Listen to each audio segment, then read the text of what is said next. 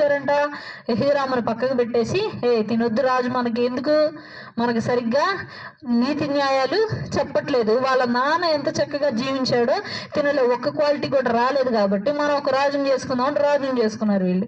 అయితే తినేం చేశాడు, యెహోరాముకు ఆ విషయాలు తెలియగానే తను వాళ్ళ అధికారులను తీసుకొని వాళ్ళందరినీ కూడా చంపివేయటం జరుగుతుంది. వీళ్ళందరినీ చంపేసిన తర్వాత అతి ఘోరమైన పాపము యెహోరాము చేశాడు. అసలు ఏంటి ఆ పాపం అంటే, అబద్ధం ఆడటమా? అంతకంటే మించింది. దొంగిలించడమా? అంతకంటే మించింది. ఏంటిది ఆ పాపం అనేది మనం ఒకసారి వాక్యంలో చూద్దాం.